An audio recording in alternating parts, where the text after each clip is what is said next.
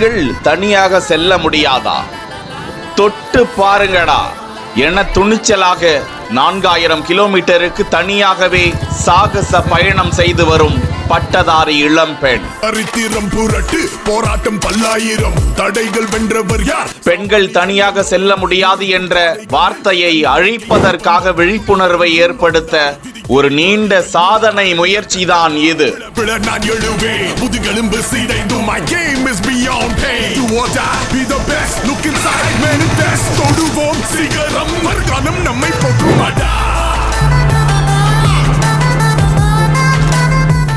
தருமபுரி மாவட்டம் பாலக்கோடு பகுதியை சேர்ந்த இளம்பெண் 23 வயதான ஸ்வேதா முதுகலை பட்டம் பயின்று வருகிறார்.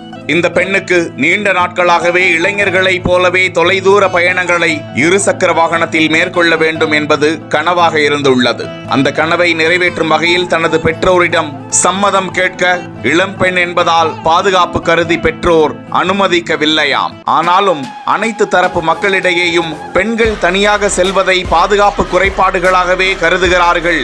அதனை முறியடிக்க வேண்டும், பெண்களாலும் பாதுகாப்பாக தொலைதூர பயணங்களை எட்ட முடியும் என்பதை விழிப்புணர்வாக ஏற்படுத்த நான் செல்கிறேன் என பெற்றோரிடம் கூற தங்களது மகளின் லட்சியத்தை நிறைவேற்ற சம்மதம் தெரிவித்தனர். இதற்காக ஸ்வேதா டெய்லரிங் தொழில் மூலம் சிறுக சிறுக பணம் சேர்த்து அந்த இருசக்கர வாகனத்தை தனியார் நிதியுதவி வங்கி மூலமாக வாங்கி அந்த வாகனத்திற்கு ஜாரா பொண்ணு என பெயர் சூட்டி தனது பயணத்தை தொடங்கினார். கடந்த 30ஆம் தேதி தனது பிறந்த நாளில் பாலக்காட்டில் இருந்து சாகச பயணத்தை தொடங்கி நாள் ஒன்றுக்கு 300 முதல் 350 கிலோமீட்டர் என கணக்கு செய்து கடந்த 13ஆம் தேதி அன்று லடாக்கை அடைந்தார். இந்தியா முழுவதும் பல்வேறு இடங்களுக்கு பாதுகாப்பான பயணத்தையும் சாலை விதிகளை கடைபிடித்து தனியாக சென்று சாதிக்க முடியும் என்பதை நிரூபிக்க விழிப்புணர்வை ஏற்படுத்தி பயணத்தை மேற்கொண்டு வரும் ஸ்வேதாவிற்கு ஏராளமானோர் பாராட்டுக்களை தெரிவித்து வருகிறார்கள்.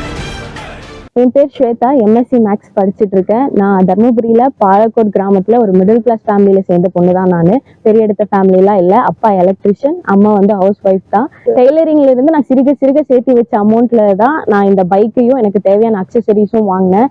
வீட்டில் வந்து பெருசாக சப்போர்ட் பண்ண கிடையாது. ஸோ 1 இயராக கேட்டு நான் இந்த ட்ரிப்புக்கு வந்திருக்கேன். எல்லாருக்குமே ஒரு இன்ஸ்பிரேஷனாக இருக்கும். தர்மபுரி டு லடாக் தனியாக ஒரு பெண்ணாக போகிறேன்னு நினச்சி நான் பெருமைப்படுறேன். ஆண்கள் மட்டுமே போகக்கூடிய இடத்துல பெண்களும் போகலான்னு சொல்லிட்டு நான் காட்ட போகிறேன்.